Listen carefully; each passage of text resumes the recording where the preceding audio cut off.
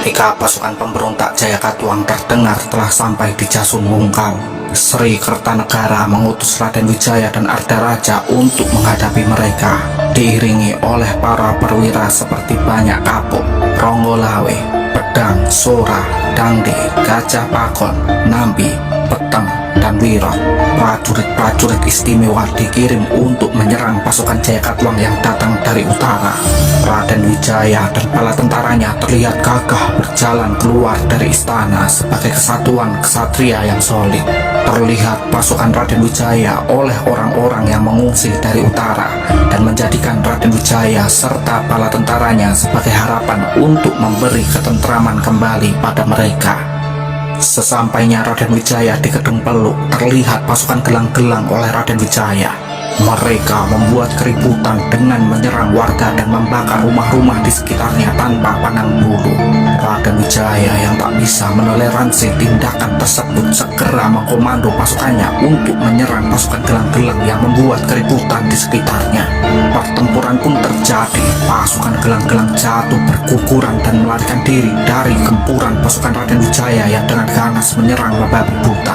Senopati Jarangkuyang yang melihat situasi dan kondisi di sekitarnya segera mengkomando pasukan gelang-gelang untuk dengan cepat mundur meninggalkan medan laga Kedung Peluk. Dengan ini pertempuran dimenangkan oleh Raden Wijaya.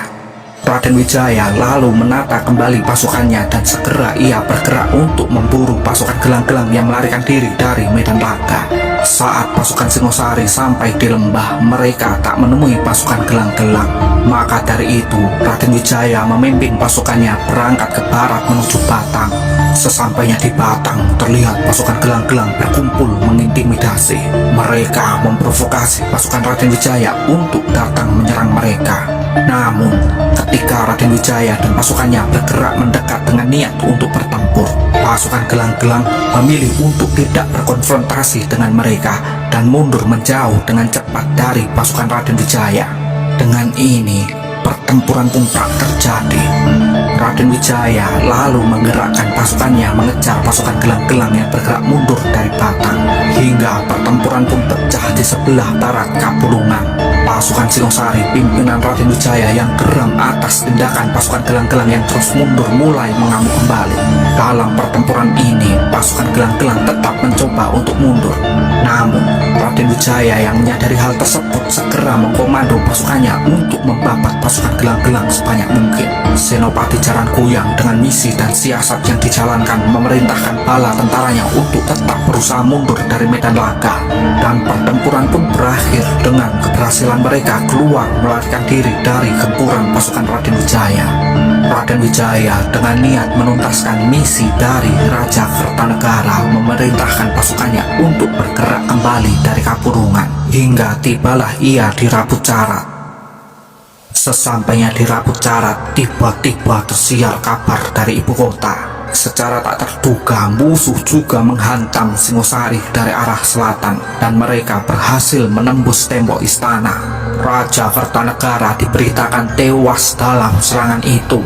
Gugurnya Raja Kertanegara membawa duka dan kekhawatiran pada Raden Wijaya dan bala tentaranya. Dalam kondisi berduka tersebut, secara tiba-tiba terlihat pasukan gelang-gelang datang dari arah barat. Dengan mengejutkan, mereka menyerbu Raden Wijaya dengan niat untuk bertempur penuh dengan mereka.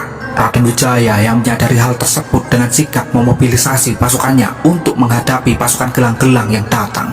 Pertempuran sengit pun terjadi. Raden Wijaya dan bala tentaranya yang lebih ulung dalam peperangan mengakibatkan kehancuran pada pasukan gelang-gelang yang menyerang. Saat pertempuran tengah usai dimenangkan oleh Raden Wijaya, terlihat bendera merah putih dikibarkan oleh pasukan gelang-gelang di sebelah timur Haniro. Ardaraja yang melihat panji-panji sang ayah seketika itu juga menyarukan senjatanya dan melarikan diri menuju Kapurungan. Hal ini membuat pasukan Raden Wijaya corak maruk tak karuan. Namun, Raden Wijaya mencoba menenangkan para pengikutnya. Ia menolak untuk tunduk pada Jayakatwang demi baktinya pada Raja Kertanegara.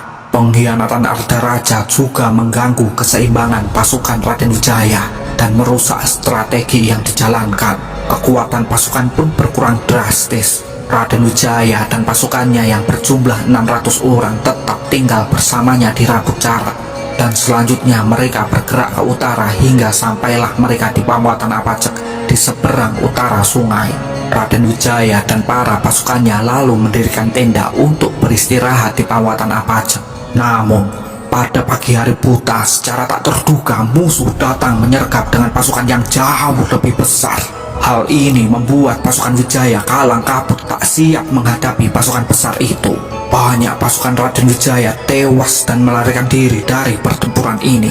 Pasukan pemberontak Jayakatwang memaksa Raden Wijaya dan bala tentaranya untuk meninggalkan Pamuatan Apacek. Raden Wijaya bersama para pasukannya yang tersisa dari serangan pasukan pemberontak Jayakatwang di Pamuatan Apacek terpaksa memikirkan cara untuk melarikan diri. Maka Raden Wijaya bermaksud untuk pergi ke Terung guna meminta bantuan pada Akuwu Terung bernama Ragrian Wurwagraja yang dulu dilantik oleh Kertanegara.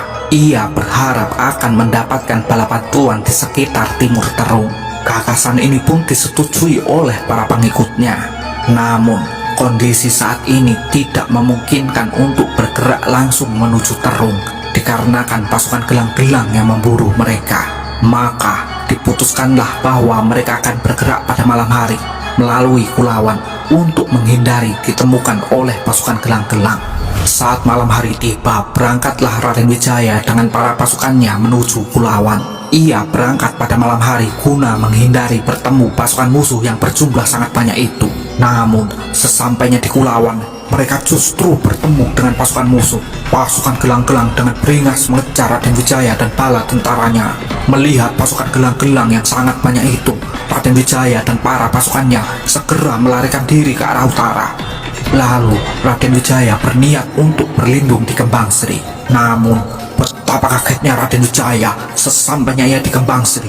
Ia dan pasukannya yang merasa kelelahan karena melarikan diri dari pasukan gelang-gelang di Kulawan harus bertemu kembali dengan pasukan gelang-gelang yang berjumlah sangat banyak itu. Maka dikejarlah Raden Wijaya oleh pasukan gelang-gelang.